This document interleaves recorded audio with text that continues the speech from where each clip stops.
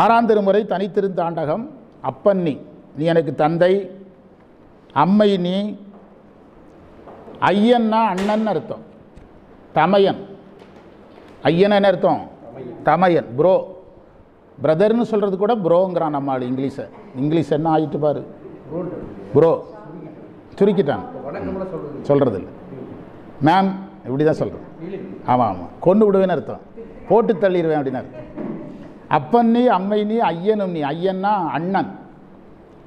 அன்புடைய மாமனும் மாமியும் நீ. எனக்கு மாமன் மாமி எல்லாமே நீ தான்ட்டார். எந்த சொந்தக்காரங்களும் கிடையாது. பத்திரிக்கை அடித்தா எல்லா பத்திரிக்கையும் யார் பேரில் தான் வைக்கணும்? எல்லா பேருக்கும் உன்னுடைய அனுப்புனர் பெருனர் அட்ரஸ் அட்ரஸ் தான் போடணும். அப்பாவுக்கு ஒரு லெட்டர் எழுதினாலும் உனக்கு தான் எழுதணும், அம்மாவுக்கு லெட்டர் எழுதினாலும் உனக்கு தான் எழுதணும், அண்ணனுக்கு மாமன் மாமி எல்லா லெட்டரும் உனக்கு தான் வரும்ட்டார். ஒப்புடைய மாதரும் உன் பொருளும் நீ.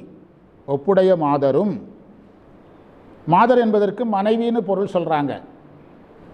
அப்பர் சுவாமிகள் திருமணமே செய்யலை, அந்த இடத்துல மனைவின்னு பொருள் சொல்கிறாங்க. அது என்னமோ பெரிய பொருத்தமாக தெரியலை. மாதர் என்பதற்கு தமக்கைன்னு சொல்லலாம், வேறு நிறைய சொல்லலாம். ஏன்னா நம்ம சித்தியையே யாருக்கு சமமாக தான் பார்க்குறோம். சித்தியை யாருக்கு சமமாக பார்க்குறீங்க? எல்லாத்துக்குமே முழிக்கிறீங்க, அம்மாவாக தான் பார்க்குறோம். எத்தனை பேர் சித்தி வீட்டிலே வளர்ந்து வளர்றவனெல்லாம் இருக்கா. இதில் மனைவின்னு சொல்லி, இப்போ ராமரே எங்கே வளர்ந்தார்? சித்தி வீட்டில் தான் வளர்ந்தார். அப்போ மாதருங்கிறதுக்கு மனைவின்னு பொருள் சொல்கிறாங்க. அது என்னமோ எனக்கு என்னமோ அது சொல்ல வரல. அப்பர் சுவாமிகள் திருமணம் செய்யலை, எனக்கு மனைவி நீ தான் யாரை சொல்ல மாட்டார். அது கொஞ்சம் யோசித்து பொருள் கொள்ளும். பொருந்தாது. ஆமாம் ஆமாம், அவங்க அக்காவை சொல்கிறான்னு எடுக்கலாம். ஒப்புடைய மாதர் என்று வேறு பொருளெல்லாம் எடுக்கலாம். மாதரும் அப்படின்னு அந்த பன்மை வருதை ஏன்னு உரையாசிரியர் சமாளிக்கிறார். பன்மை உயர்த்தி சொல்கிறதுக்கு வந்த பன்மைங்கிற, அதெல்லாம் ஒன்றும் கிடையாது. மனைவிங்கிற கான்செப்டே பொருத்தமாக இல்லை. ஆமாம், பெண்ணில் நல்லாளோடுங்கிற அந்த மாதிரி பெண் அந்த அக்காவை சொல்கிறா எடுக்கலாம். குடும்பத்தில் இருக்கிற வேறு பெண்களை எடுக்கலாம், என்ன எடுக்கலாம். ஆனால் மனைவிங்கிறது பொருத்தமான யோசிக்கணும், உங்களுடைய பார்வைக்கு விட்டு. மாதரும் ஒன் பொருளும் நீ. ஒளிவுடைய பொருளும் நீ தான், எனக்கு பொருளே நீ தான். ஒரு குலமும் சுற்றமும் ஓர் ஊரும் நீ. ஒரு குலம், அதாவது எனக்கு குலமும் நீ தான், சொந்தக்காரங்க நீ தான், நான் குடியிருக்கிற ஊர் நீ தான், நான் அனுபவிக்கிறது, நான் உய்ப்பனா வாகனம்னு அர்த்தம். உய்ப்பன என்றால் நான் பயணிக்கிற வாகனம். எனக்கு காரே நீ தாங்கிறாரு. எனக்கு காரு நீ தான், பஸ்ஸு நீ தான் எனக்கு எல்லாங்கிற வாகனம். உய்ப்பனா வாகனம். உய்ப்பனவு நீ. அடுத்தது தோற்றுவாய் நீ. எனக்கு உருவாக்கி கொடுக்கிறவன் நீ தான். துணையாய் நெஞ்சும் துறப்பிப்பாய். துறப்பித்தல்னா எதெல்லாம் எனக்கு வேண்டாமோ அதை விட வைக்கிறதும் நீ தாங்கிறார். எனக்கு தேவையற்றதெல்லாம் விட வைக்கிறதும் நீ தான். இதெல்லாம் நமக்கு வேண்டாங்கிறத யார் உணர்த்தணும்? இறைவன் உணர்த்தினா தான் நம்ம விடுவோம். இல்லைனா அதையெல்லாம் வைத்து அதில் அழுந்தி கொண்டிருப்போம். இப்பொன்னி, இம்மணினி, இம்முத்துனி, இறைவன் நீ. ஏரூர்ந்த செல்வன் நீ. ஏர்னா இடபம், இடபத்தில் ஊறுகின்ற செல்வன் நீ. அற்புதமான எளிய மந்திரம், சைவத்தில் மிக எளிமையான மந்திரம். என்ன சொன்னார் திரும்புறத சொல்லுங்க. எனக்கு அப்பாவும் நீயே, அம்மாவும் நீயே, அண்ணனும் நீயே, மாமாவும் நீயே, மாமியாரும் நீயே, எனக்கு எனது சகோதரியும் நீயே, ஒளியுடைய பொருள் நீ தான், என்னுடைய குலமும் நீ தான், சொந்தக்காரங்களும் நீ தான், எனக்கு நான் வாழ்கிற ஊரும் நீ தான், நான் அனுபவிக்கிறது நீ தான், நான் செல்லுகின்ற வாகனமும் நீ தான், எனக்கு வேண்டியதை உருவாக்குறது நீ தான், துணை நீ தான், என் நெஞ்சத்தில் நான் எதையெல்லாம் விடணுமோ அதை விட வைக்கிறது நீ தான். இப்பொன்கிறார். பொண்ணு என்னமோ பக்கத்தில் கட்டுக்கட்டாக வச்சுருக்கிற மாதிரி. இப்பொன்னு சொன்னது இந்த உலகத்தில் இருக்கிற பொண்ணுன்னு எடுத்துக்கணும், அவர் வச்சுருந்தாருன்னு எடுத்துக்கிடக்கூடாது. பொண்ணு நீ தான், மணி நீ தான், முத்து நீ தான். அதில் ஒரு நயம் இருக்குது. பொன்னென்பதை பொன்னார் மேனியன் என்று எடுக்கணும், மணி என்பதை குரு என்று எடுக்கணும், முத்து என்பதை அருள்னு எடுக்கணும், அல்லது அம்மைன்னு எடுக்கணும். இறைவன் நீ ஏரூர்ந்த செல்வன் நீயே. வெம்ப வருகிற்பதன்று கூற்றம். ரெண்டாவது மந்திரம் ரொம்ப கவனமாக படிக்கணும். என்ன சொல்லுது அது? வெம்ப வரு என்றால் நாம் வருந்த வருகின்ற கூற்றம். வெம்ப வருகிற்பது அன்றுன்னு படிக்கணும். நாம் வருந்தும்படியாக யமன் வரமாட்டார்னு அர்த்தம். வெம்ப வருகின்றது அன்று. வெம்ப வருகின்றது அன்று கூற்றம் நம்மேல் வெய்ய வினைப்பகையும் பைய நையும். நம்மகிட்ட இருக்கிற வினைப்பகை எப்படி நஞ்சிரும்? பைய நையும். இப்போ நீங்கள் சொல்கிறீங்க ஏகப்பட்ட ப்ராப்ளம் சார், கும்பிடாத சாமி கிடையாது சார், ஆனால் ஒன்றும் போகிற மாதிரி தெரியலைன்னா நீங்கள் நினைக்கிற மாதிரி எவ்வளவு வேகமாக நீ செய்யும்போது கொஞ்சம் கொஞ்சமாக தானே செஞ்சீங்க, செய்யும்போது கொஞ்சம் கொஞ்சமாக தானே செஞ்சீங்க, போகும்போது இப்படி தான் போகும், கொஞ்சம் கொஞ்சமாக தான் போகும். புரியுதா? செய்யும்போது 15 வருஷம் செஞ்சுட்டு போகும்போது 15 நிமிஷத்துலலாம் போகாது, அது 15 வருஷம் ஆகி தான் போகும். பையவே கொடுபோந்துன்னு தானே மாணிக்கவாசர் சொல்கிறார். அதனால் நீங்கள் சாமி இங்கே வந்து உட்காருங்க, நீங்கள் இருக்கிறதே தெரியலை, இங்கே வாங்க, சேர் எழுத்துட்டு இங்கே வாங்க. அவர் நிறைய கவனிப்பார் நல்லா. அவர் பாருங்கள், இன்றைக்கி அங்கே தாராபுரம் வகுப்பு விட்டுட்டு வந்திருக்கேன், சொல்லிட்டு வந்து யாராவது ஒருத்தராவது வந்துருங்க, அதுக்காக வந்திருக்கார். ஏன்னா அந்த தாராபுரம் பிரதிநிதித்துவம் இல்லாமல் போயிருமில்ல, ஒருத்தராவது. இன்னைக்கு தாராபுரத்தில் இன்றைக்கி சித்தாந்த வகுப்பு நம்ம பேராசிரியர் போயிருக்காங்க, நான் சொல்லிட்டு வந்தேன் ஒருத்தராவது வந்துருங்கன்னு. ஏன்னா 17 மாணவர் தாராபுரம் மாணவர், ஒருத்தராவது இல்லாமல் போயிடக்கூடாது தான் அவர் வர சொன்னேன். சரியா? என்ன சொன்னார்? பொண்ணுக்கு எதை சொல்லணும்? பொன்னார் மேனியன் மணி கோகலி ஆண்ட குருமணி நவரத்தினங்களில் மாணிக்கம் உயர்ந்தது. நேற்று பொருள் சொன்னோமா? நேற்று சொன்னது இன்னைக்கு சொன்னதெல்லாம் சேர்த்து படிக்கணும். திடீர்னு ஒரு நாள் பாடம் கேட்டால் எல்லாம் புதுசு புதுசாக தெரியும். தெரியுது, நிறைய பேருக்கு கண்ணில் தெரியுது, ஆனால் அதை நம்ம உள் வாங்கணும், பயந்து வீட்டில் போய் படிக்கணும். முத்து, முத்து என்பது அருளை குறிப்பது, முத்தியையும் குறிக்கும். ஞானசம்பந்தருக்கு வந்து பெரிய புராணத்தில் அழகு செய்தது எதில்? முத்துக்களால் மட்டும்தான். என்ன பந்தர், என்ன சிவிகை, என்ன குடை, எல்லாமே முத்து. யாருக்கு? சைவ சமயத்தில் முத்து என்பது முத்தியையும் குறிக்கும். இப்போ ஒரு தாவரத்தின் விதையை முத்துங்கிறீங்கல்ல, முத்தி என்பதனுடைய இன்னொரு வடிவம் தான் முத்து. அதுக்கு மேலே அதுக்கு ப்ராசஸ் இல்லை, முத்திட்டு. நம்ம ஸ்கூலில் படிக்கும்போது புக்கு முடிகிற இடத்துல, சின்ன ஸ்கூலில் நம்மளாம் படிக்கும்போது முட்டிட்டுன்னு போட்டிருப்பாங்க, புக்கு இதோட முடிஞ்சது. இப்போல்லாம் அதெல்லாம் ஒன்றும் கிடையாது. ஆமாம், இப்போ அதெல்லாம் ஒன்றும் போட்டிருக்க மாட்டாங்க. அப்போது அதை சொன்னார். வெம்ப வருகிற்பதென்று கூற்றம். யமன் வருவார், ஆனால் என்ன வருந்தும்படியாக வரமாட்டார் அப்படிங்கிறார். அழகாக இருக்குது. இது ஒரு நல்ல இடம். ஏன்னா சில சைவர்கள்ட்ட என்கிட்டலாம் சிலர் கேட்குறாங்க, அதாவது ருத்ராட்சம் கட்டினா திருநீர் பூசினா யமன் வரமாட்டாருன்னு சொல்லிட்டு எழுதுறீங்க, அப்போ நீங்கள்லாம் ஒரு 500-1000 வருஷம் இருப்பீங்க, நாங்களே செத்து போயிடுவோமான்னு கேட்குறான் சிலர். புரியுதா? ருத்ராட்சம் கட்டினவங்களுக்கு திருநீர் பூசுகிறவங்களுக்கு யமன் இல்லைன்னு நம்ம சைவத்தில் சொல்கிறோம். அப்போ கேட்பானல்ல, என்ன கேட்குறான், அப்போ நீங்களாம் ஒரு 500-1000 வருஷம் இருப்பீங்க, நாங்களே செத்து போயிடுவோமான்னு கேட்குறான். அது அப்படியே இல்லை, அது அப்பர் சுவாமிகள் சொல்கிறார். வருவான், வெம்ப வருகின்றது அன்று, கோபத்தில் வரமாட்டான். அவன் வந்து ரிக்வஸ்ட்டாக கூப்பிடுவான். ஒரு இதாக யாரை கூப்பிட்ட மாதிரி. ஆமாம், திருநாவுக்கரசரை வந்து பல்லவ மன்னன் கூப்பிட்ட மாதிரி பயந்து பயந்து தான் கூப்பிட்டானுவன். அதுமாதிரி பயந்து பயந்து கூப்பிடுவான்னு. வாங்க சார் போகலாம் சார், என்னுடைய போஸ்ட்டு போயிடும் சார், நீங்கள் வரலன்னா இப்படியே ஒரு உயிரை உன்னால் வர வைக்க முடியல, எதுக்கு பதவியில் இருக்க, அப்போ பதவி அவர் கொடுத்துருவோமா, சாமிகிட்ட சண்டை போட முடியாது சார்னு கூப்பிடுவானா. புரியுதா? அப்படி சொல்லியிருக்கிறாரு. எந்த பதியத்தில்? கால பாச திருக்குறுந்தொகை. அப்பர் தான் சொன்னார், அடியார் பக்கத்தில் நீ போகக்கூடாதுன்னு சொல்லியிருக்கிறார். அப்போ அவன் கேட்குறான், அப்போ இந்த போஸ்டிங்கில் நான் இருந்து என்ன பிரயோஜனம்னு கேட்குறான். அவர் சொல்கிறார், ஏதாவது ஹெல்ப் பண்ணி போய் பிச்சை எடுத்து சாப்பாடு கொடுங்கிறார். சிவார்ப்பணம் குருவே போய் எதையாவது வேலையை பாரு, போய் எங்கேயாவது யாசகம் பண்ணி உணவு கொண்டு போய் கொடு, வேலையே இல்லை உனக்கு அப்படிங்கிறார். புரியுதா? அப்போ சிவனடியார்கள் போற்றிடு தருமனை புராரி நோக்கியே சாற்றிடுகின்றனன் தயங்கு கண்டிகை நீற்றோடு புனைந்தமை நினையும் நீரவால் கூற்றுவன் யானன குறுகுவாயலை. கந்தபுராணம் சொல்லுது. என்ன பொருள்? யமன் வந்து இந்த சம்பவத்துக்கு பிறகு சிவபெருமானை வந்து தென்னாருடைய சிவனே போற்றிங்கிறார். இரு கொஞ்சம் வெயிட் பண்ணு. போற்றிடு தருமனை புராரி, முப்புற பிரித்த சிவபெருமான் நோக்கியே பார்க்கிறார். போற்றிடு தருமனை புராரி நோக்கியே சாற்றிடுகின்றனன். சாற்றிடுகின்றன பை த ஆர்டர், உத்தரவு போடுறார். தயங்கு கண்டிகை, ஒரு ஐடியாவை வச்சுக்க. ருத்ராட்சம் கட்டியிருக்காங்களான்னு பார்த்துட்டு உயிர்களை கவரணும். புரியுதா? நீற்றோடு திருநீர் பூசியிருக்கிறாரான்னு பார்த்துக்க. தயங்கு கண்டிகை நீற்றோடு புனைந்து என்னை நினைக்கிறானான்னு அதையும் கொஞ்சம் கவனி. அப்போ அது நினைக்கிறத கவனிக்கணும்னு அவன் எவ்வளோ பெரிய ஆளாக இருப்பான்.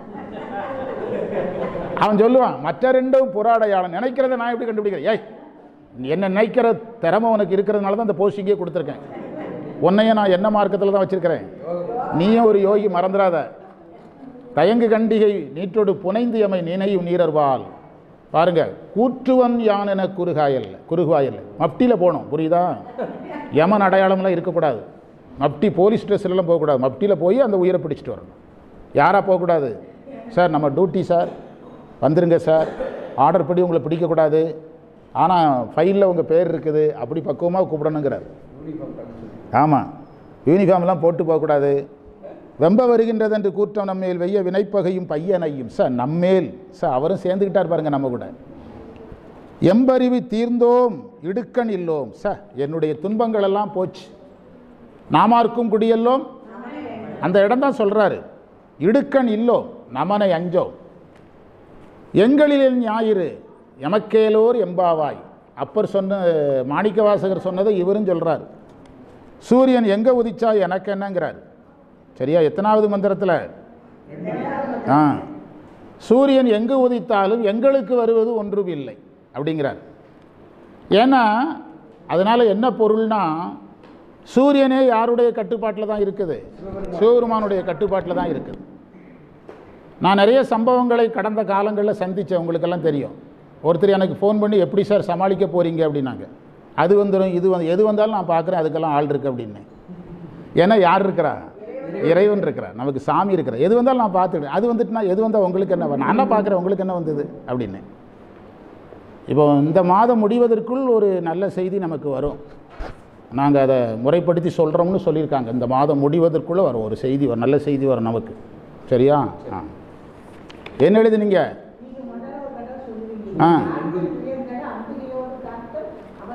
ஆமாம், ஆர்த்த துயரகல அம்பிகையுடன் காத்தல் அவன் கடனேகான். திருக்களிற்றுப்படியார்.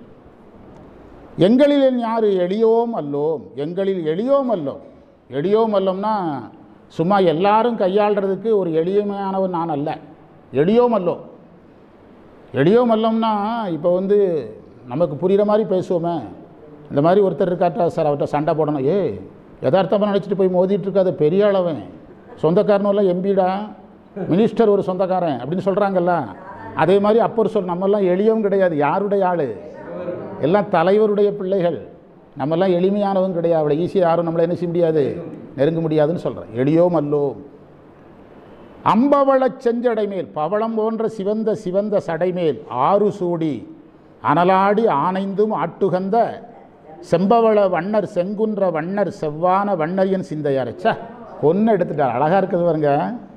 அதாவது இந்த மந்திரத்தை மட்டும் உரையாசிரியர் வேறு மாதிரி பொருள் சொல்கிறார்.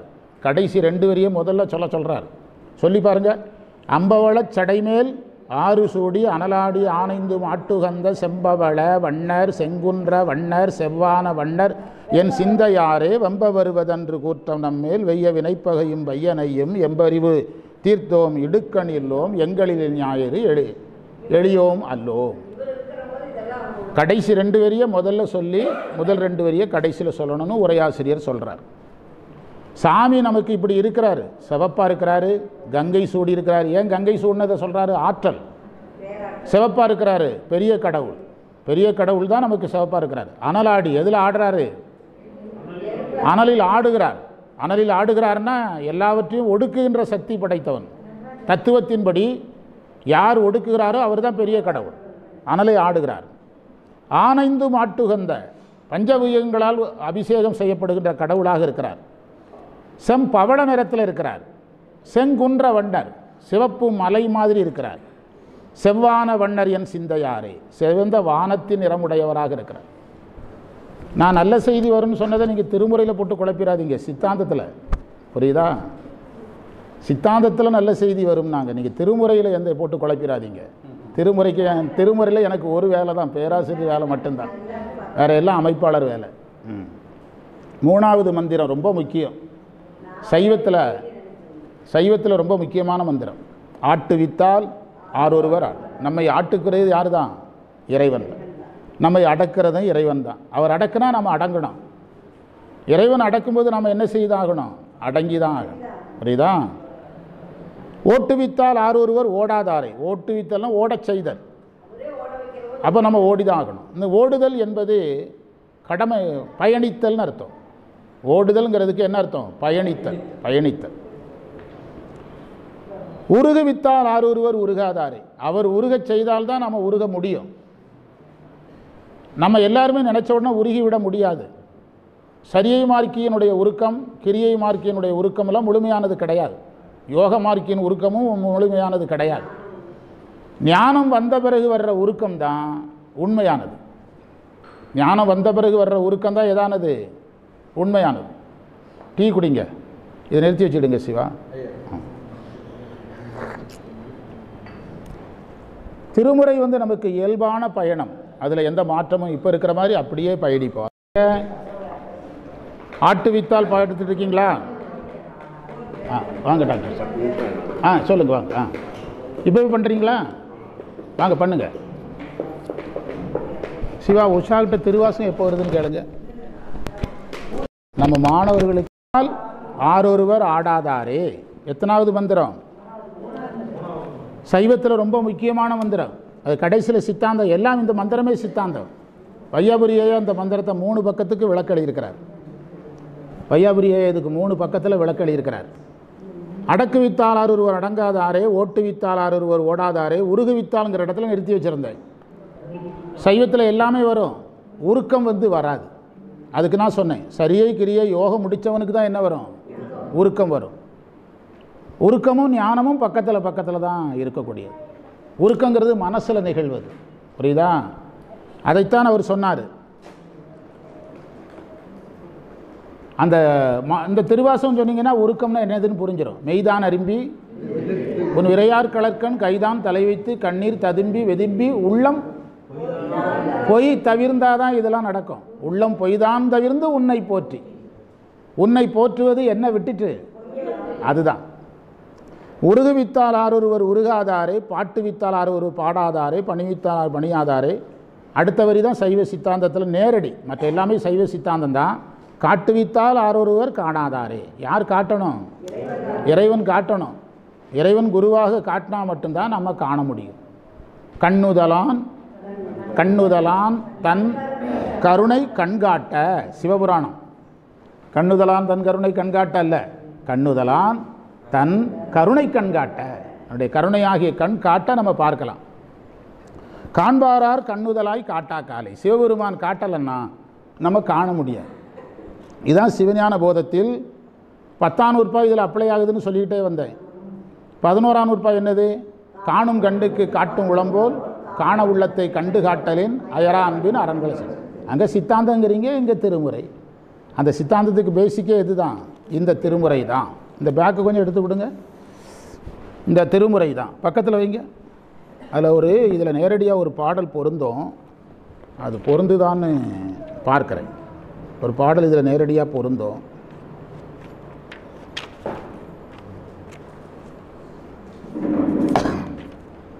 அதாவது இந்த இது குறிச்சுக்கிடுங்க. இருபா இருபத்து 2வது மந்திரம்.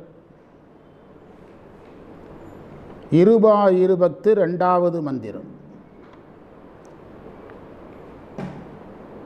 இந்த புத்தகம் உங்களுக்கு வந்திருக்குதா? இந்த தொகுப்பில் சைவ சித்தாந்தத்தில் இப்போ கடைசியாக என்ன புக்கெல்லாம் வந்தது சார்? இஷ்டத்துக்கு சொல்லாதீங்க, வந்ததை மட்டும் சொல்லுங்கள். போன தடவை நம்ம அமைப்பாளர் கொடுத்தாங்கல்ல, என்ன புக்கெல்லாம்? திருக்களிட்டுப்படியார், திருவுந்தியார். சொல்லுங்கள், கரெக்டு தான். வேறு அது வாங்காதவங்களாம் வாங்கிடுங்க, அதுக்காக சொன்னேன். சரி விட்டுருங்க, நல்லது. 500 வருஷம் ஆகும் நீங்கள் சொல்கிறதுக்கு. இங்கே பாருங்கள், இந்த புஸ்தகம் உங்களுக்கு கையில் இருந்தால் பார்த்தீங்கன்னா 196வது பக்கத்தில் இந்த பாட்டு இருக்குது. என்ன புரிஞ்சுக்கிட்டீங்க சொல்லுங்கள்? இருபா இருபத்தை என்ற நூல் 2வது நூலுக்கு விளக்கம் சொல்லும்போது எந்த தேவாரம் தேவைப்படுகிறது?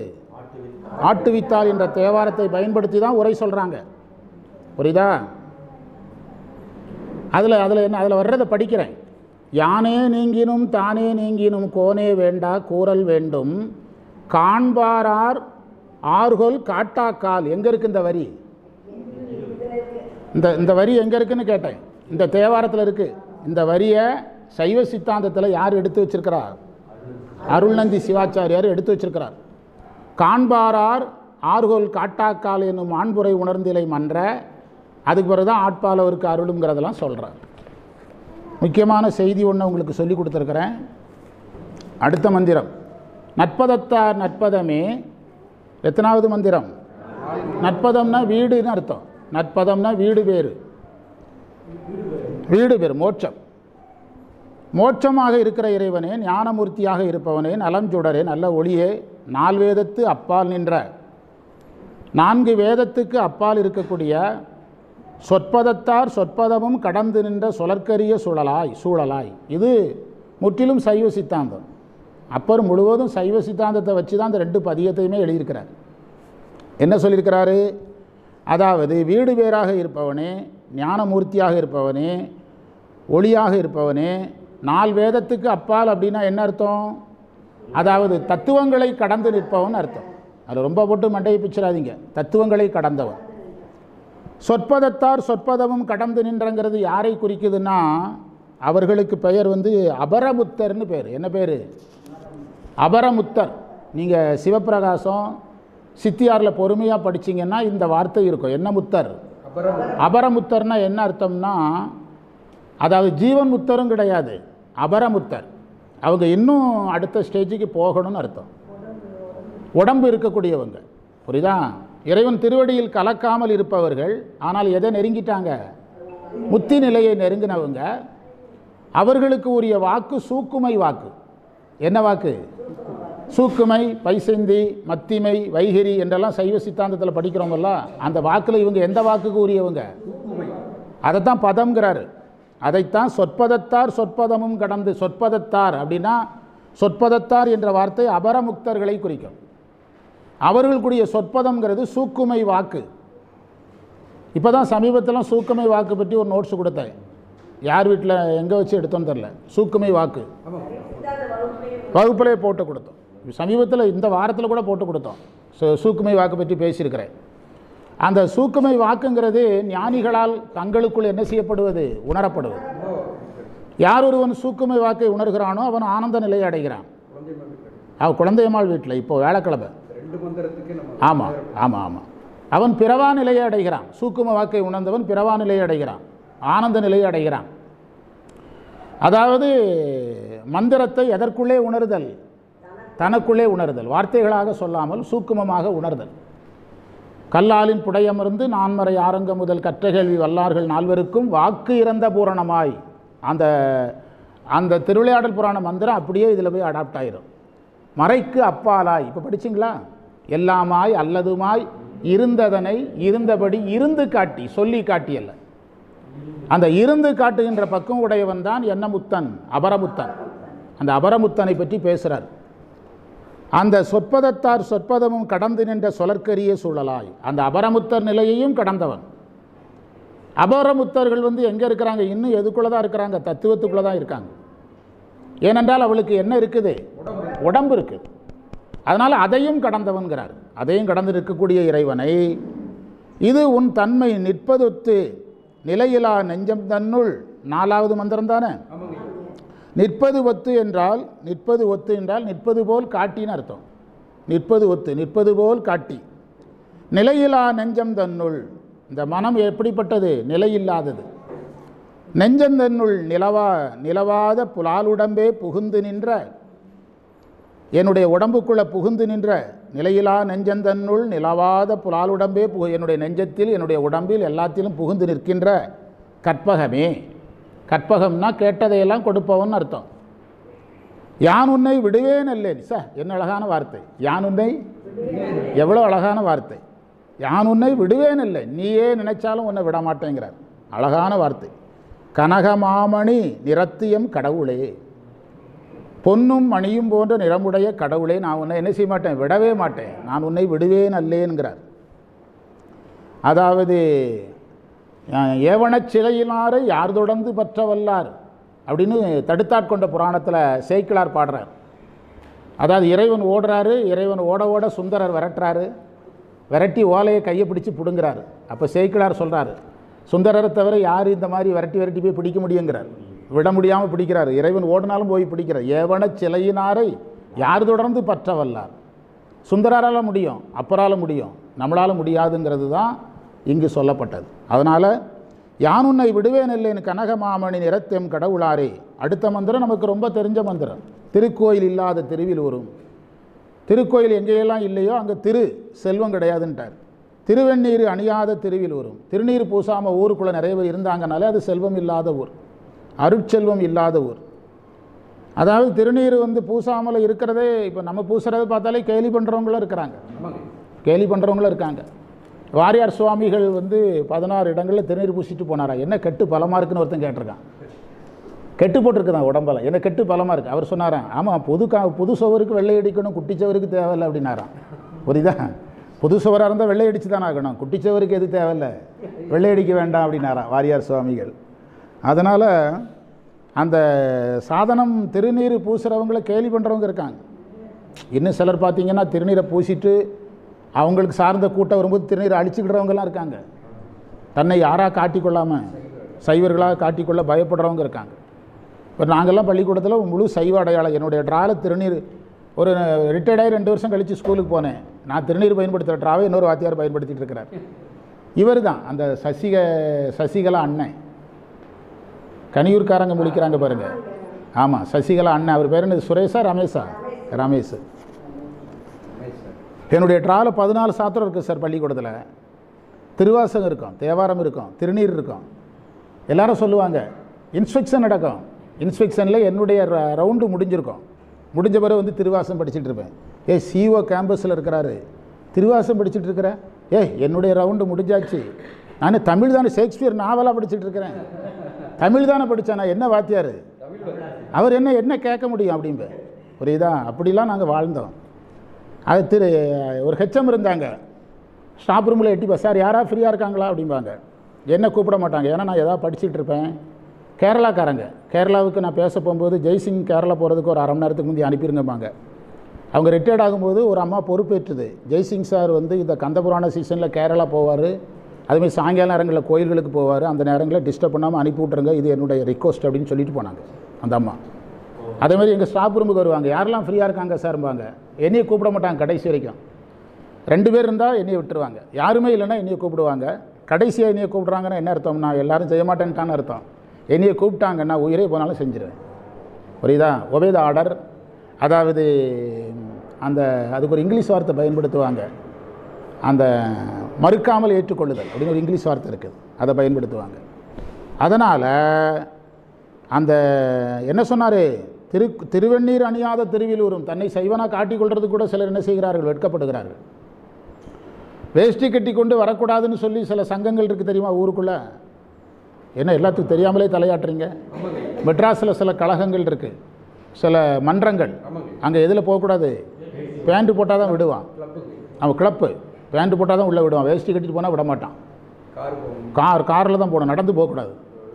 அதே மாதிரி இடங்களுக்கு இந்த மாதிரி சில இடங்கள் வரும்போது நம்மளால் எதை அழிச்சிடுறான். ஸோ திருவெண்ணீர் அணியாத திருவில் ஊரும், பருக்கோடி பத்திமையால் பாடா ஊரும். பருக்கோடி எத்தனாவது மந்திரம்? 5. பருக்கோடுனா உடம்புன்னு அர்த்தம். பருக்கோடிங்கிறது உடம்பை குறிக்கிற ஒரு வார்த்தை. பத்திமையால் பாடும், உடம்போடு இருந்து இறைவனை பக்தியால் பாடாத ஊரும்.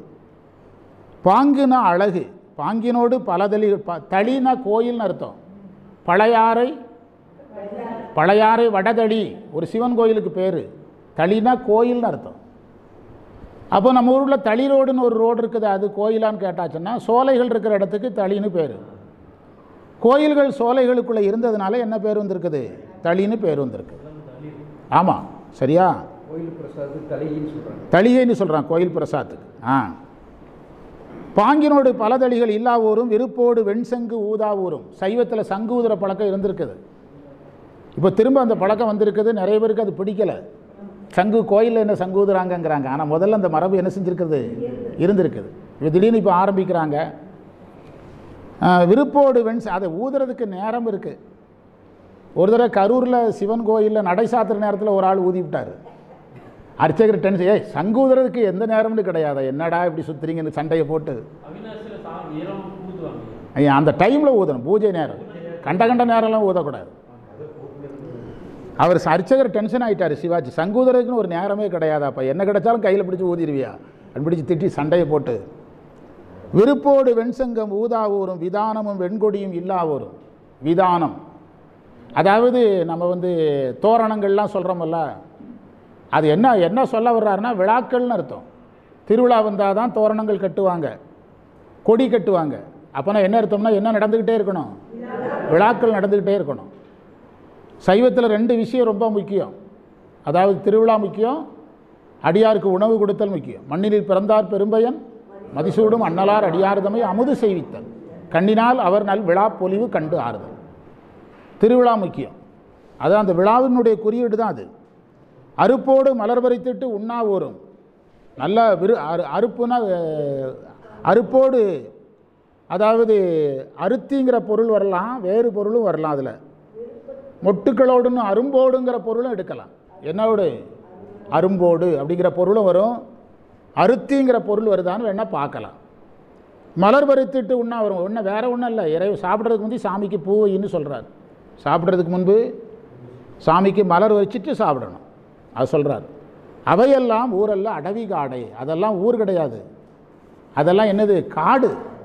ஒரு ஊரில் எல்லாருமே எல்லாம் இருக்குது, இதெல்லாம் இல்லைன்னா அதை எதுன்னு அறிவிச்சிருங்க, ஃபாரஸ்ட் அப்படின்னு அறிவிச்சிருங்கிறார். அவன் அந்த ஊருக்கு ஒரு பேர் போட்டிருப்பான், நீ பக்கத்தில் ஒரு போர்டு நட்டுரு, இது ஒரு அடவி காடு அப்படின்னு போர்டு போட்டிருங்கிறார். அப்பர் சொல்கிறார். அடுத்த மந்திரமும் நம்ம பழகுனது தான். திருநாமம் அஞ்சாழுத்து செப்பாராயில். என்ன சொல்லணும்? 5 எழுத்து சொல்லணும். உடனே நீங்கள் தீக்கை வாங்காதவங்க என்ன சொல்லுவாங்க? தீக்கை வாங்காமல் எப்படி சொல்கிறது? அப்போ தீக்கை வாங்கிட்டு சொல்லணும். யாராவது வாங்குறதா நீங்கள் பேர் கொடுத்தீங்கன்னா சிவராத்திரியில் உங்களுக்கு ஏற்பாடு பண்ணுறோம், கோயிலுக்கு நேம் கொடுத்துட்றோம், பேர் சொல்லிட்டு போங்க. தீக்கை வாங்குறாங்க, நம்ம குருநாதர் கொடுக்குறாரு, தீக்கை கொடுப்பார். திருநாமம் 5 எழுத்து செப்பாராயில். இறைவனுடைய 5 எழுத்தை சொல்லணும். யாருடைய அனுமதி பெற்று? குரு அனுமதி பெற்று. நீங்களே தானாக ஆரம்பிச்சிடக்கூடாது. ஆரம்பித்தா என்னன்னு ஒருத்தர் கேட்குறாரு. ஒரு தலைவலிக்கு மாத்திரை நம்ம வாங்கி சாப்பிடலாம், ஒரு ஏதோ ஒரு தூக்க மாத்திரை நம்ம வாங்கி சாப்பிடக்கூடாது. தலைவலிக்கு மட்டும் வச்சுக்கிடுவோமே, தலைவலிக்கு மாத்திரை வாங்கி, எல்லா நோய்க்கும் நம்மளே மாத்திரை வாங்கி சாப்பிட முடியுமா? யார் வேணும்? டாக்டர் வேணுமல்ல. அதுதான் சைவத்தில் வேண்டாம்னு சொல்கிறேன். ஏன் வேண்டாம்னு சொல்கிறீங்கன்னு கேட்குறாங்க எல்லாரும். அப்போ நீயே கிட்னி ஆப்ரேஷன் பண்ணிக்க, நீ படுத்துக்கவன் தம்பியை பண்ண சொல்லு, புரியுதா? அப்போ கிட்னி ஆப்ரேஷன் இது ஆப்ரேஷன் டாக்டர் எதுக்கு? தலைவலிக்கு மாத்திரை வேணும் வாங்கின நீ எல்லாத்துக்கும் மாத்திரை வாங்கி நீயே கத்தி யாரெல்லாம் வச்சு ஆப்ரேஷன் பண்ணிட்டு போக வேண்டியது தானே? யார் வேணும்? அப்போ நான் எங்கள் வீட்டு முன்னாலே போர்டு போட்டுருவேன், சலுகை விலையில், அதாவது தள்ளுபடி விலையில் கிட்னி சிகிச்சை செய்யப்படும். அப்போ ஒருத்தர் கேட்குறாரு, நீங்கள் டாக்டரா? என் மருமகன் டாக்டரு, அவர் சொல்லி தந்தாரு, நான் அதை பழகிட்டு ஆப்ரேஷன் பண்ணுறேன். ஒரு டாக்டர் மகனை வச்சு ஆப்ரேஷன் பண்ணி சிக்கிக்கிட்டார் ஒரு டாக்டர் மணப்பாறையில். அதை அவர் வாட்ஸ்அப்லலாம் போட்டு கவர்மெண்ட் நடவடிக்கை எடுத்து பெரிய சிக்கலாகிட்டு. எது அப்போ டாக்டர்னு ஒன்று வச்சுருக்கீங்கல்ல, அதை ஏற்றுக்கிட்டீங்கல்ல, அப்போ ஏன் குருன்னு ஒன்று ஏற்க மறுக்கிறீங்க? அதுதான் சைவம் கேட்கு. குரு மூலமாக தான் இதை செய்யணும். ஏன் 5 எழுத்து இறைவனுடைய நாம? நான் சொன்னால் உனக்கு என்ன வலிக்குது? அப்படி கிடையாது, வலிக்கணும். யார் தான் சொல்லணும்? குரு சொல்லாமல் நீ சொன்னால். இப்போ ஒரு குழந்தைக்கு விளையாட்டு துப்பாக்கி வாங்கி கொடுக்கலாம் சார், ஒரிஜினல் துப்பாக்கி வாங்கி கொடுக்க முடியாதுல்ல. அப்போ யார் யாருக்கு என்னென்னு முடிவு பண்ணணுமில்ல. இராணுவத்திலேயுமே எல்லாருக்கும் ஒரே மாதிரி ஆயுதங்களாக கொடுக்குறாங்க. இராணுவத்தில் எல்லாரும் இராணுவத்தில் இருக்குன்னு தான் சொல்கிறான். இராணுவத்தில் சப்பாத்தி செய்கிறவரும் இதில் தான் இருக்கிறாரு, இராணுவத்தில் தான் இருக்கிறார். இராணுவத்தில் கம்ப்யூட்டர் வேலை செய்கிறவரும் இராணுவத்தில் தான் இருக்கிறார். ஆனால் யாருக்கு எந்த வேலை எந்த கருவின்னு வரைய இருக்கிறாங்கல்ல. சைவத்தில் ஒரு சிலர் தவறான பாதைக்காங்க. ஆமாம், பெரிய ஆளுகளே சொல்கிறாங்க, பெரிய ஆட்களே தீக்க வேண்டாம், அது வேண்டாம், அப்படி அதுதான் கவனம். ஆமாம், நம்மளே அதை நடைமுறைப்படுத்த போகிறோம். சித்தாந்த வகுப்பில் நான் பிறகு உங்களுக்கு மெதுவாக சொல்கிறேன். அது சொல்கிறவங்க சொல்லிட்டு போகிறாங்க, அது நமக்கு என்ன இல்லை, அது அவங்களுடைய கருத்தாக ஏற்றுக்கிடணும். அதுவும் எல்லா கருத்துக்கும் மதிப்பு கொடுக்கணும். என்ன சார், அது அவங்க கருத்தாக ஏற்றுக்கிடணும். நம்ம சில முடிவுகள் எடுக்க போகிறோம், சித்தாந்த வகுப்பில் சில முடிவுகள் எடுக்க போகிறோம். அது எதுக்கு 4 பேர் விமர்சிக்கும் போது எதுக்கு? அதை நான் முறையாக அறிவிக்கிறேன், சித்தாந்த வகுப்பில் மட்டும் அறிவிக்கிறேன், சரியா? திருநாமம் 5 எழுத்தும் செப்பாராயில். செப்பாராயில் 5 எழுத்தை என்ன செய்யணும்? சொல்லணும், சரியா?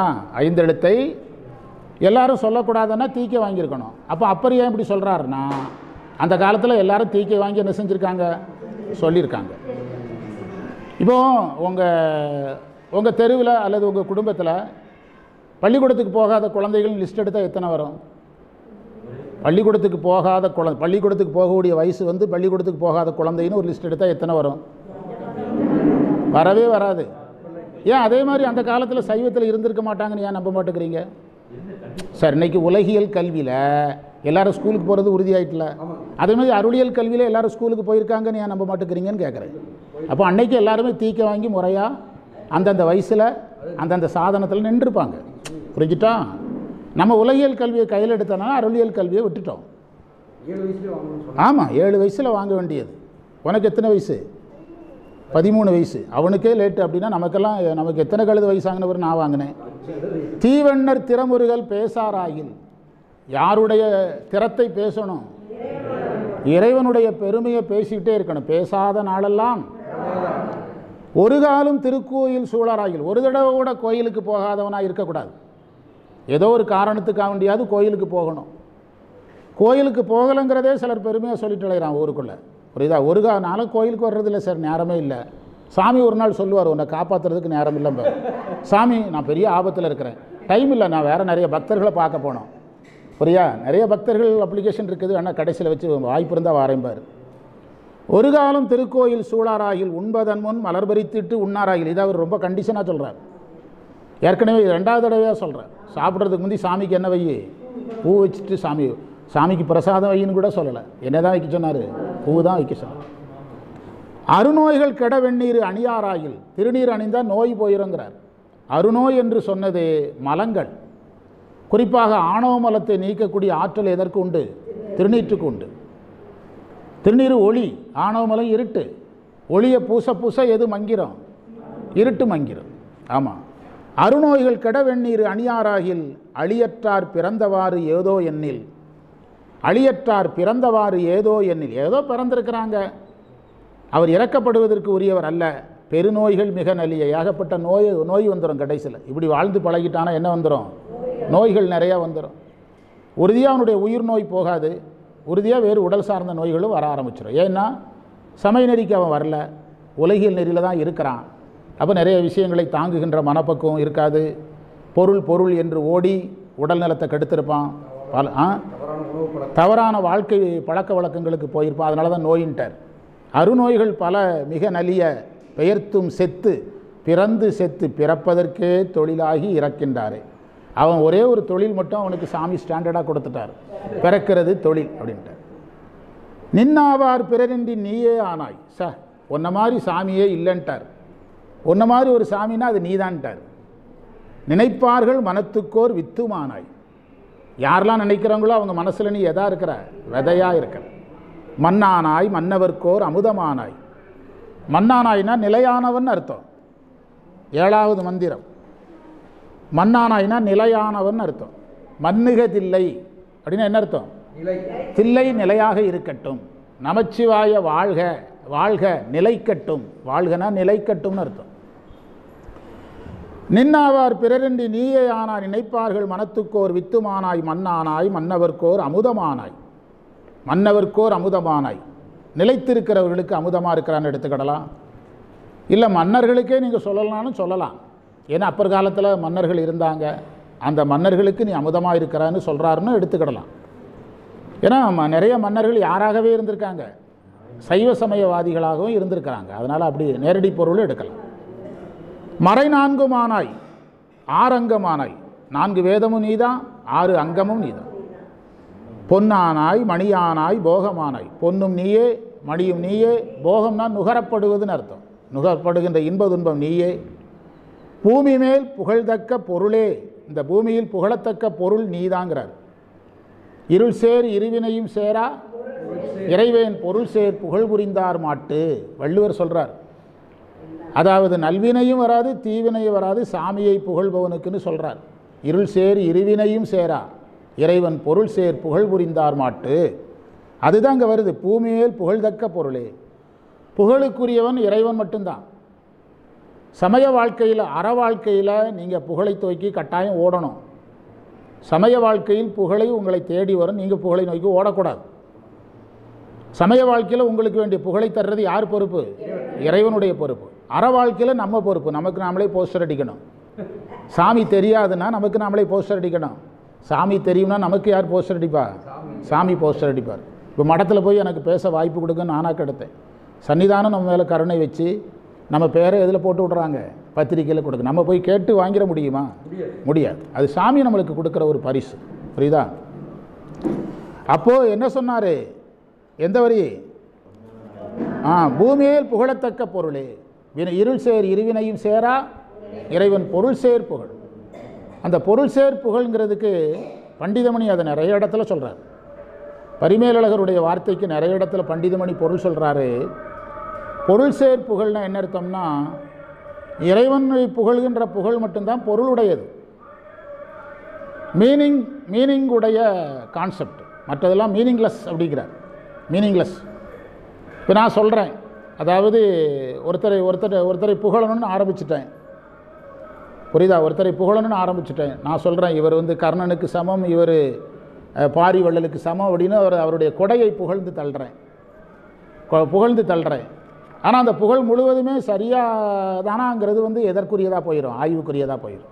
ஆனால் இறைவனை புகழ்கிற எதுவும் ஆய்வுக்கு உரியது கிடையாது. அந்த புகழெல்லாம் ஏற்றுக்கொள்ளக்கூடியது. வந்து நான் ஒரு உதாரணம் உங்களுக்கு சொல்கிறேன். நான் ஒரு உண்மையாக நடந்தது.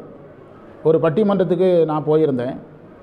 இந்த பொள்ளாச்சி ரோட்டில் தெற்கு பக்கத்தில் ஒரு கோயில் இருக்குது, ஒரு கரிய காளியம்மன் கோயில். இது ஒரு கோயில் இருக்குது வாவிபாளையம் பிரிவில். அங்கே கும்பாபிஷேகம் கோயில் அப்போ தான் கட்டி கும்பாபிஷேகம், செட்டியார்களுக்கு சொந்தமானது. அங்கே ஒருத்தர் பேசுகிறாரு. நம்ம ஊரில் உள்ள பெரிய செல்வந்தர் வந்திருந்தார். இவர் ராமன் மாதிரி, ராமனுக்கு இவருக்கு எந்த வேற்றுமையும் கிடையாது. அப்படி 10 நிமிஷம் பேசுகிறாரு. அப்புறம் அவருக்கெல்லாம் சிறப்பு செஞ்சு அனுப்பிவிட்டாச்சு. அவர் மனைவி வந்துட்டு, யாருடைய மனைவி?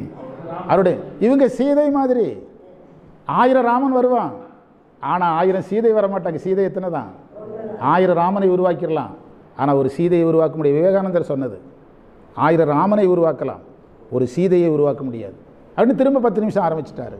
அப்போது இதில் என்ன புரிஞ்சுக்கிடணும்? நம்ம புரிய வேண்டியது, இதுபோல் புகழ் என்ன செய்து கொண்டே இருக்கோம். இன்னொரு பெரியவர் வருவார், அவருக்கு ஒன்றை சொல்லுவோம். ஆனால் புகழுக்குரியவன் யார் மட்டும்தான்? ஞாலம் இன்புகளே மிக வேண்டும். புகழுக்குரியவன் யார் மட்டும்தான்? இறைவன் மட்டும்தான். தம்மையே புகழ்ந்து இச்சை பேசிக்கணும் தொண்டர் தருகிலா பொய்மையாளரை. அதில் அதை சொல்கிறாரு. பொன்னானாய் மணியானாய், அதெல்லாம் முடிச்சிட்டோமா? என்னானாய் எண்ணினல்லால் ஏழையேன் என் சொல்லி ஏத்துகேனே. என்னானாய்னா, என்னானாய்ங்கிறது ஒரு அழகான வார்த்தை. நீ எப்படி தான் இருக்க அப்படின்னு அர்த்தம். எவ்வாறு ஆனாய், எப்படி இருக்கிறாய். அதாவது இந்த இடம் உங்களுக்கு புரியாது, வேற ஒரு இடம் சொல்கிறேன். அற்புத திருவந்தாதின்னு காரைக்கால் அம்மையாருடைய ஒரு நூல் இருக்குது. அதில் ஒரு பாட்டு இருக்குது. அந்த பாட்டில் காரைக்கால் அம்மையார் கேட்குறாங்க, அந்த பாட்டை படித்தாலே புரியும். என்ன கேட்குறாங்கன்னா, அன்றும் தான் தொடங்குற மந்திரம் எழுதி வச்சுக்கிடுங்க. எப்படி தொடங்குது? அன்றும் தான். அந்த மந்திரத்தில் என்ன சொல்கிறாங்கன்னா, எப்போ நீ என்னை அடிமை கொண்டாய், இப்போது நான் உனக்கு பக்தனாக இருக்கிறேன். என்னை ஒரு சிவபக்தனுங்கிறது எல்லாருக்கும் தெரியும், எல்லோரும் என்னைய ஒரு சிவபக்தன்னு எல்லாரும் சொல்கிறாங்க. ஆனால் நான் ஒரு கேள்வி மட்டும் கேட்குறேன், அதுக்கு பதிலையாவது சொல்லு. என்ன கேள்வின்னா, நீ எப்படி இருப்பேன்னு எல்லாரும் கேட்குறாங்க. நீ எப்படி இருப்பேங்கிறத நான் என்ன சொல்லணும், அதையாவது சொல்லுன்னு கேட்குறாங்க. யார்கிட்ட? நீங்கள் சிவபக்தராக இருக்கிறீங்கம்மா, சிவபக்தர் எப்படி இருப்பார்னு, சிவன் எப்படி இருப்பார்னு எல்லாரும் என்கிட்ட கேட்குறாங்க. நீ எப்படி இருப்பேன்னு நீ சொன்னால் நான் அவங்ககிட்ட சொல்லிடுவேன். நீ எப்படி இருப்பேங்கிறத என்கிட்ட சொல்லுன்னு கேட்குறாங்க. யார்? அந்த பாட்டை போய் படிங்க. அன்றும் தான் தொடங்குற மந்திரம். சரியா? அதே கேள்வி தான் இங்கே யார் வைக்கிறா? அப்பரும் வைக்கிறார். எப்படி இருப்பா என்ன இப்படி கேட்க தான் முடியுதே தவிர நான் உன்னை என்ன சொல்கிறது? என் சொல்லி வாழ்த்துவனே. சார், என் சொல்லி வாழ்த்துவனே மாணிக்க வாசகர், ஏத்துவனே திருநாவுக்கரசர். இது புரிஞ்ச அன்னைக்கு தான் திருமுறை புரியும். அத்தாவுன் அடியேன்னு இந்த திருவாசகம், இந்த தேவாரம் ரொம்ப முக்கியம், ரொம்ப உருக்கமான தேவாரங்க. எத்தனாவது பாட்டு? ரொம்ப உருக்கமான பாட்டு. டெய்லி சொல்கிறாங்க, அத்தா உன் அடியேனை அன்பால் ஆர்த்தாய். ஆர்த்தாயினா கட்டி போட்டுட்ட. ஆர்த்த பிறவி, ஆர்த்தனா கட்டியேன்னு அர்த்தம். அருள் நோக்கில் தீர்த்த நீர் ஆட்டிக்கொண்டாய். சரி, இதில் குரு வர்றாருன்னு சொன்னேன். நீங்கள்லாம் இவர் எதையாவது சொல்லிகிட்டே இருப்பார் அந்த 1:30 மணி வரைக்கும் 1 மணி வரைக்கும் நீங்களாம் நினச்சிக்கிட்டீங்க. இங்கே என்ன சொல்கிறார் பாருங்க, அருள் நோக்கால். அருள் நோக்கு கொடுக்கறது யார்? குரு தான் கொடுக்கும். நயனத்திக்கே குருகிட்ட இருந்து தானே வரணும். அருள் நோக்கால் தீர்த்தம் என்ற தமிழ் சொல்லுக்கு சுத்தம்னு அர்த்தம். ஏன் நம்ம அந்த தண்ணியை தீர்த்தம்னு சொல்கிறோம்னா, அது சுத்தமானது, சுத்தப்படுத்துறதுனால. ஆர்த்த பிறவி துயர்கட நாம் ஆர்த்தாடும் தீர்த்தன். தீர்த்தன்னா சுத்தமானவன் அர்த்தம். தீர்த்த நீர் ஆட்டிக்கொண்டாய் எத்தனையும் அரியை நீ எளியானாய். நீ எவ்வளவு பெரியவன், எனக்காக நீ எளியவனாயிட்டு. யாவருக்கு மேலாம் அளவிலாச்சீருடையான் யாவருக்கும் கீழா, எல்லாருலேயும் கடைசினா எல்லாருலேயும் மேலே நீங்கிறார். என்னை ஆண்டு கொண்டு இறங்கி ஏற்று கொண்டா, என்னை ஏற்றுக்கிட்ட. பித்தனேன், நான் ஒரு பித்தன். இப்படி நம்மை நாமே சொல்லுவோமா? பேதையன், நான் ஒரு அறிவில்லாதவன். பேயன், பேயன் பேயன் என்றால் என்ன பொருள்னா, பேயன் என்பதற்கு என்ன பொருள் சொல்கிறாங்கன்னா, அதாவது துன்புறுத்துதல்னு அர்த்தம். பேய்க்கு என்ன பழக்கம்? பிடித்தால் விடாமையும் துன்புறுத்துதலும் பற்றும் பேயினுடைய கேரக்டர். 3 கேரக்டர்: பற்றினால் விடாமை, துன்புறுத்துதல். புரியுதா? இதெல்லாம் பேயினுடைய கேரக்டர். துன்புறுத்துதல், பற்றினால் விடாமை. பொருள் பற்றுக்கு பேய சொல்லுவாங்க. நாயேனை தன்னடிகள் பாடுவித்த நாயகனை. அந்த பேயன்கிற இடத்துல இந்த பொருள் தான் சொல்கிறான். பேய் பிடித்தால் விடாது, துன்புறுத்தம், பற்றுக்கு அடையாளம். அபிராமி பட்டர் நாயேனை இங்கு ஒரு பொருளாக நயந்து வந்து நீயே நினைவின்றி ஆண்டு கொண்டாய் நின்னை உள்ள வண்ணம் பேயேன். அந்த பேயன் தான் இங்கே அப்பர் சொல்கிறார். பித்தனேன், பேதையேன், பேயேன், நாயேன். இதுக்கு மேலே சொல்லியிருப்பார். எல்லாத்தையும் சொல்லிவிட்டாராச்சு, நீ எங்கே சொல்ல? இழிவானது என்னது உண்டோ அத்தனையும் சொல்லியாச்சு. இத்தனையும் எம்பரமோ, எம்பரமோன்னா எனக்கு தகுதி இருக்கிறதான்னு அர்த்தம். பரமோ என்றால் எனக்கு தகுதியெல்லாம் பெற தகுதி இருக்குதான்னு கேட்குறார். ஐயா, ஐயோ, ஐயனே, ஐயோ என்று வியப்பில் சொல்கிறார். எம்பெருமான் திருக்கருணை இருந்தவாறு. இதெல்லாம் யாருடைய கருணை? அப்படி சொல்கிறார்.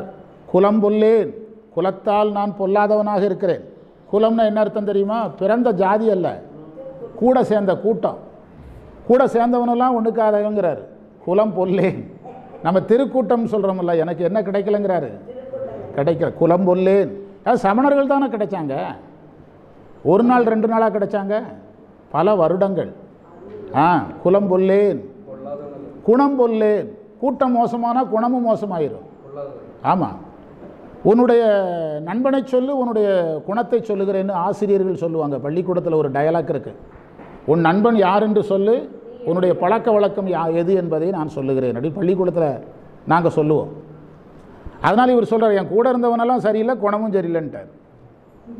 குறியும் பொல்லேன். குறினா குறிக்கோள், ஏம். குறி என்ற சொல்லுக்கு குறிக்கோள்னு அர்த்தம். திருவாசகத்தில் இருக்குது, குறிக்கொள்க என்று நீ குறிக்கொள்க, குறிக்கோளாக கொள்க. குற்றமே பெரிதுடையேன். என்கிட்ட எது அதிகமாக இருக்குது? அதிகமாக இருக்குது. கோலமாய நலம் பொல்லேன். கோலம்ங்கிறது வேடம்னு அர்த்தம்.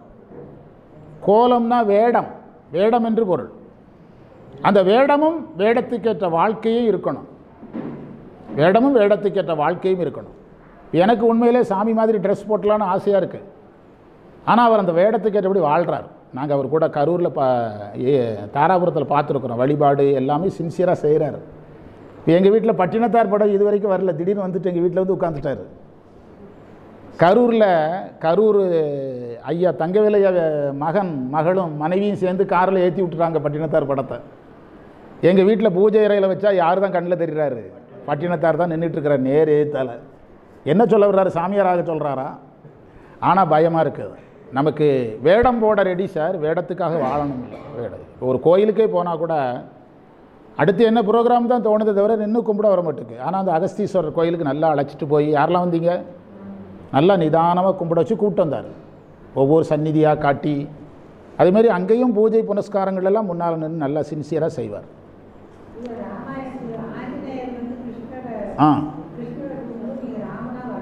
வர முடியாது. அது வேடம். அதனால் என்னுடைய எதுவும் போய் இதாக போச்சுதுங்கிறாரு. வேடம். சிவஞான ஞானி ஆகிட்டார், காவி கட்டிட்டார். சரியா? குணம் பொல்லேன், குறியும் பொல்லேன், குற்றமே பெரிதுடையன், கோல மாய நலம் பொல்லேன். கோல மாயன்னு பிரிக்கக்கூடாது, கோலமாகியன்னு பொருள் எடுக்கணும். கோல மாய அப்படி எடுத்துடக்கூடாது. நலம் பொல்லேன், நான் பொல்லேன். கடைசியில் நானே மோசமானவன்ட்டார். இந்த பதிகத்தை யார் ஒருவர் அடிக்கடி பாடுகிறாரோ அவர்களுக்கு சைவ சமயத்தின் பணிவு வரும். குறிச்சிடுங்க. சைவ சமயத்தின் என்ன வரமாட்டுக்கு? பணிவு வரமாட்டுக்கு. ஆமாம், பணிவு வரமாட்டுக்குது. அப்படின்னா ஆமாம், ரொம்ப சூடாக இருக்குது. வீட்டில் இளஞ்சூடுன்னு சொல்லி கொடுத்து விட்டா இப்படி போட்டுவிட்டாங்க. வாத்தியார் இதோட முடிச்சுலாம் முடிவு பண்ணிட்டாங்களா வீட்டில்? ஆமாம், இளஞ்சூடுன்னு சொல்லி விட்டுருக்கிறேன், அவ்வளோதான்.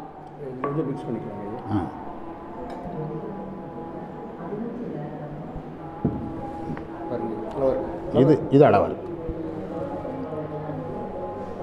போடுற சூட்டில் இனிமேல் வாத்தியார் வந்து என்ன செய்யக்கூடாது, இந்த சூடு போடுங்கம்பாங்கல்ல கிராமத்தில், அதை எங்கள் வீட்டில் எப்படி புரிஞ்சுட்டாங்கன்னா சூடாக தண்ணியை போடுங்கன்னு முடிச்சிட்டாங்க.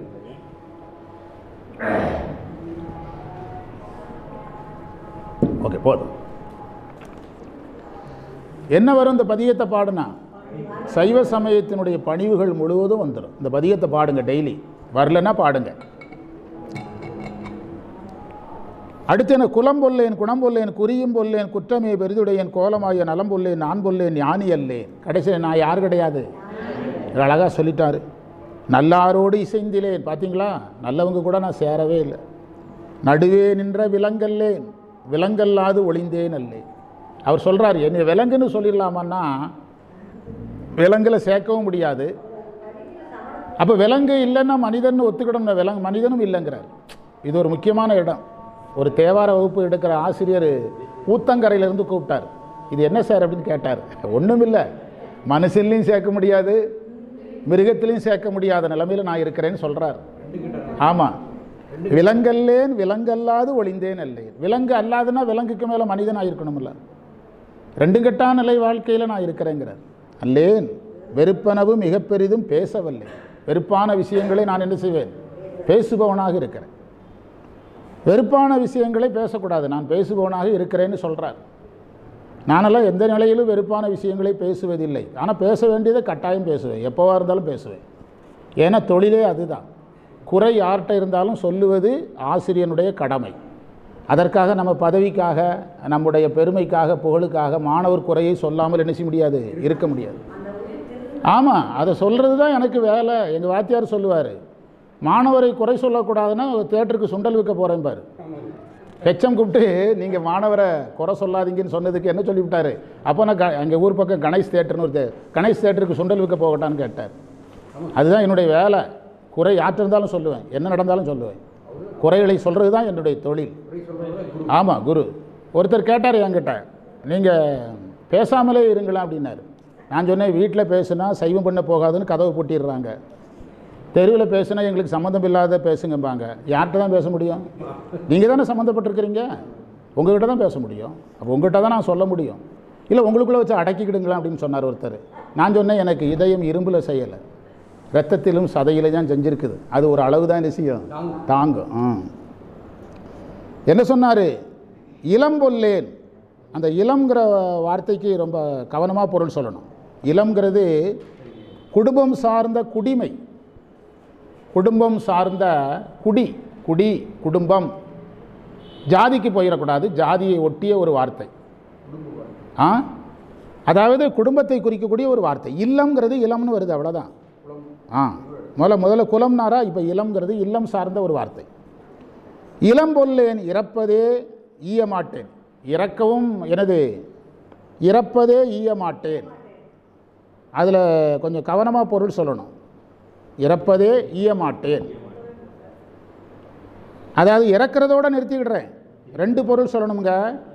வாங்கிறதுல ரெடியாக இருக்கிறேன், ஆனால் என்ன செய்ய மாட்டேன், கொடுக்க மாட்டேன் அப்படிங்கிற. வாங்க ரெடியாக இருக்கிறேன், கொடுக்க ரெடியாக இல்லை.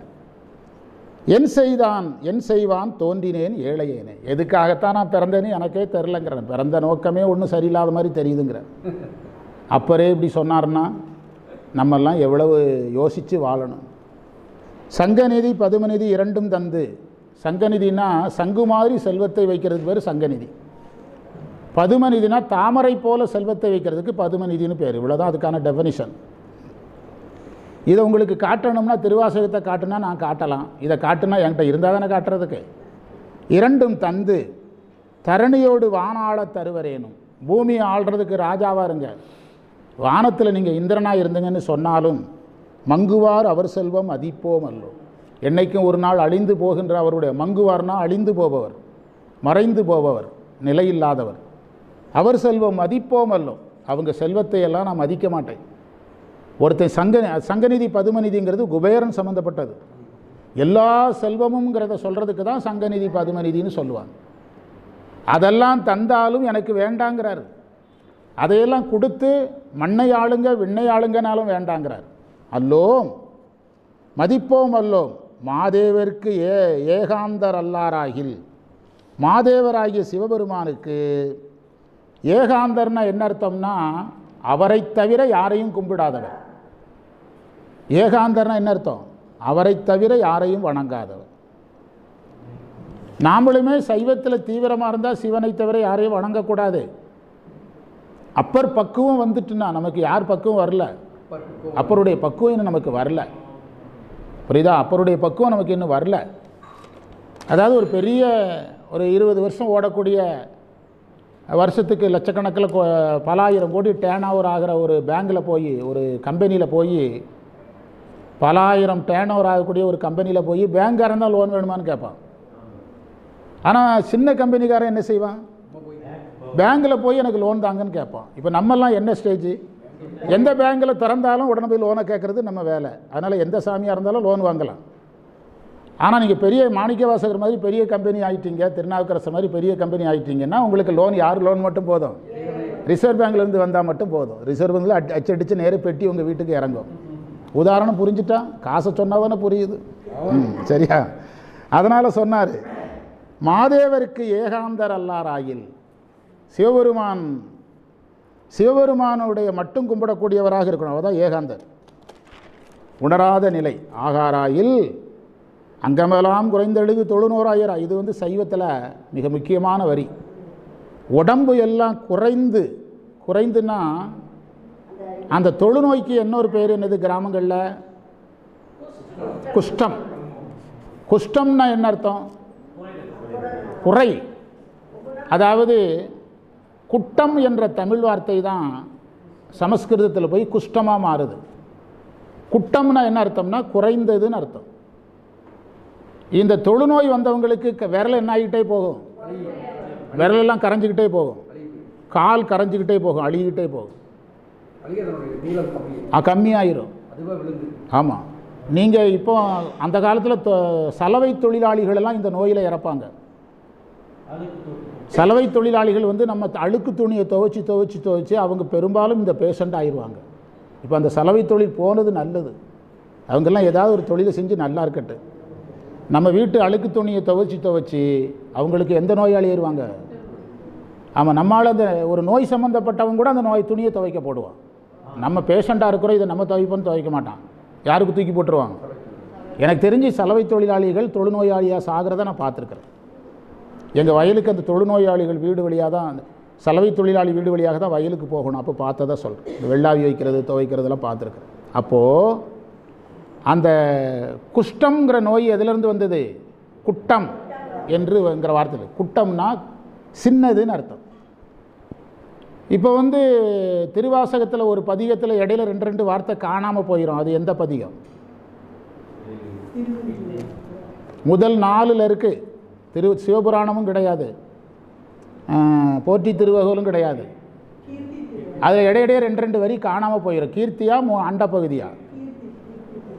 அதில் ஒரு தலைப்பு போட்டிருப்பாங்க. அதுக்கு சரியான தமிழ் பேர் என்ன தெரியுமா? குட்டம் வந்த இணைக்குரல் ஆசிரியப்பான்னு தலைப்பு போட்டிருப்பாங்க. வீட்டில் போய் பாருங்கள், அதுலேருந்து வருமா? அதை 2 வார்த்தை காணாமல் போயிடும். கொஞ்சம் யோசிங்க. பசி மயக்க நல்லா தெரியுது கண்ணில், கொஞ்சம் கவனிங்க. அதில் என்ன தலைப்பு போட்டிருப்பாங்க? அதற்கு என்ன இலக்கண தலைப்பு போட்டிருப்பாங்கன்னு சொன்னேன். குட்டம் வந்த இணைக்குரல் ஆசிரியப்பான்னு போட்டிருப்பாங்க. குட்டம் வந்தனா என்ன அர்த்தம்? குறைஞ்சிட்டு 2 வார்த்தையே காணலைன்னு அர்த்தம். முடிஞ்சது. அடுத்த டாபிக் போகலாம்.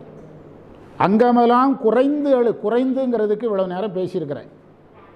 தொழுநோயாளிகளுடைய உடம்பு என்ன செய்துக்கிட்டே வரும்? குறைஞ்சிக்கிட்டே வரும். விரலெல்லாம் காணாமல் போயிடும், அப்படி குறைஞ்சிக்கிட்டே வரும். தொழுநோயராய் ஆவுரித்து தின்றுழலும் புலையரேனும். அந்த பசுவை உரித்து சாப்பிட்றவங்களுக்கு இந்த நோய் அதிகமாக வரும். அவங்ககிட்ட அந்த இறந்த விலங்கை சாப்பிட்ற பழக்கம் அவங்களுக்கு உண்டு. எனக்கு தெரிஞ்சு நல்லா பழக்கம் ஞாபகம் இருக்குது. இப்போ எங்கள் அப்பா உழவு மாடு வளர்ப்பார். உழவுக்கு ஆகாதுன்னா அடிமாடுக்கு விற்றுருவாங்க. எங்கள் அப்பா அடிமாட்டுக்கு விற்க மாட்டார். நமக்கு இவ்வளோ நாள் வேலை செஞ்சது நம்ம கண் முன்னாலே வளர்ப்போம், செத்துட்டு போட்டும்பார். தீவனம் போட்டு வளர்ப்பார். அது என்ன செய்யும்னா ஒரு கட்டத்தில் படுத்துரும். பிறகு அதால் என்ன செய்ய முடியாது. அதுக்கு ஆட்களை கொண்டு மரத்தை குறுக்கால் கொடுத்து தூக்குவாங்க. அது 2 தடவை 3 தடவை சாத்தியமாக திரும்ப படுத்துரும். பிறகு எழுப்ப முடியாது, அப்படியே படுத்து கிடந்து செத்துரும். இறந்த பிறகு உயிரோடு கொடுக்க மாட்டார். நீ மாட்டை கொல்றதுக்கெலாம் நான் அனுமதிக்க மாட்டேன் பார், எனக்கு வேலை செஞ்ச மாடு, என் முன்னால் நீ கொல்லக்கூடாது. அப்போது அந்த ஒரு குறிப்பிட்ட சமூகத்தை சேர்ந்தவர்கள் இறந்த விலங்கை சாப்பிட்றவங்க இருப்பாங்க. அவங்க வந்து எடுத்துகிட்டு போயிடுவாங்க அந்த தோலுக்காகவும் இறந்தவர். அவங்க இதுபோல் சுகாதாரமற்ற உணவை தின்று அவங்களும் யாராயிருவாங்க, இந்த தொழுநோயாளிகளாக வருவாங்க. புரியுதா? அங்கமெல்லாம் குறைந்தழுகு தொழுநோயராய் ஆவுரித்து தின்றுழலும் புலையரேனும். புலையர் என்று ஒரு ஜாதியினர் இன்றைக்கு இருக்காங்க. புலையன் ஏனையும் யார் சொல்கிறா? புலையன் என்றால் நாமளும் நாம் புலையன். புலையன்னா கீழான எண்ணமுடையவன் புலையன். நாம் மலையில் வாழ்கிறவங்களை ஏன் புலையர்னு சொல்கிறோம்? கல்ச்சர் இல்லை, அவங்களுக்கு என்ன வரல, நாகரிகம் வராதனால புலையன் என்ற பெயர் வந்தது. ஆனால் உண்மையில் யாருக்கெல்லாம் நல்ல பண்புகள் இன்னும் முழுசாக வரலோ அவர்களெல்லாம் புலையர் தான். இப்போ என்னை நான் புலையர்னு சொல்கிறேன். என்ன தைரியத்தில் மாணிக்க வாசகரை சொன்னவர் நம்ம ஏன் சொல்லக்கூடாதுன்னு. ஆனால் உங்களுக்கெல்லாம் பயமாக இருக்குது. நான் எவ்வளோ பெரிய ஆள், எங்கள் தாத்தா மன்னராக இருந்ததாக ஒரு கேள்விப்பட்டிருக்கிறேன், எங்கள் பெரியப்பா வந்து ஜமீனாக இருந்ததாக ஊரெல்லாம் சொல்கிறாங்க. நான் எப்படி என்னை புலையன்னு சொல்கிறது அப்படின்னு உங்களுக்கு யோசனையாக இருக்குது. நீங்கள் நம்ப மறுத்தாலும் நான் பிறகு சொல்கிறேன், அது இப்போ சொன்னால் பெருமையாக இருக்கும், பிறகு சொல்கிறேன். ஆவுரித்து தின்றுழலும் புலையரேனும் கங்கைவார் சடைக்கறந்தார்க்கு அன்பராகில் அவர்கண்டீர் நாம் வணங்கும் கடவுளாரை. என்ன சொல்கிறார் தெரியுமா? தொழுநோயாளியாக இருந்தாலும் மாட்டை உரித்து சாப்பிட்றவனாக இருந்தாலும் சிவபெருமானை கும்பிடுவான்னா அவனை நான் கடவுளாக கும்பிடுவேங்கிறார். அடியாராக கும்பிடுவேன்னு சொன்னால் பரவாயில்ல, யாராக கும்பிடுவேங்கிறாரு? நான் கடவுளாக கும்பிடுவேங்கிறார். கங்கைவார் சடைக்கறந்தார்க்கு அன்பராகில் அவர்கண்டீர் நாம் வணங்கும் கடவுளாரே. ஒரு அடியாராக கும்பிடுவேன்னு சொன்னால் கூட நமக்கு பெருசாக தெரியாது. யாராக கும்பிடுவேன்? கடவுளாக கும்பிடுவேன் அப்படின்னு சொல்கிறார். ஆனால் அப்போ ஒரு விஷயத்தை ஏற்றுக்கிடுறாரு. அசைவம் சாப்பிட்றவனையே நான் ஏற்றுக்கிடுவேங்கிறார். ஒரு கான்செப்டுக்கு வர்றாரு பாருங்க. அசைவம் சாப்பிட்றவனாக இருந்தாலும் ஏற்றுக்கிடுவேன். ஆனால் சைவத்தில் நம்ம யாரை ஏற்க தயங்குறோம்? அசைவம் சாப்பிட்றவங்களே ஏற்க தயங்குறோம். ஆனால் அப்புறம் ஏற்றுக்கிடுவேங்கிறார். யாரை கும்பிட்டா போதுங்கிறாரு? இந்த ஃபார்முலாவை கையில் எடுத்தோம்னா கூட்டம் நிறைய சேர்ந்துடும். ஆனால் என்ன, நம்மால் சிவராத்திரிக்கு கடாக்கறி கேட்பான், புரியுதா? ஆமாம், கடா விட்டுறீங்கன்னா வர்றேன்பா நம்மாடு. அவர்கண்டீர் நாம் வணங்கும் கடவுளாரே என்றார். சரியா? மணி சரியாக 1 மணி, கரெக்டாக 1 மணி ஆகுது. ஆமாம், இன்றைக்கு எத்தனை அன்றைக்கி ரொம்ப கொஞ்சம் அட்வான்ஸாகவே பாடத்தை ஆரம்பிச்சிட்டோம். 1 மணி நேரம். சரியா? திருமந்திரம் நான் வந்து எடுத்து தர்றேன். கொஞ்சம் ரெஸ்ட் எடுங்க, நல்லா ரெஸ்ட் எடுத்துகிட்டு உணவு அருந்துங்க. இப்போவே சாப்பிட்டு ரெஸ்ட் எடுங்க. அதுக்கு பிறகு தேவாரம் பாடுங்க. நான் திரும்ப வந்து உங்களுக்கு இந்த திருமந்திரம் எடுத்து கொடுத்துட்டு போகிறேன், எத்தனை மணி ஆனாலும். சரியா? க்ளோஸ் பண்ணிடுங்க.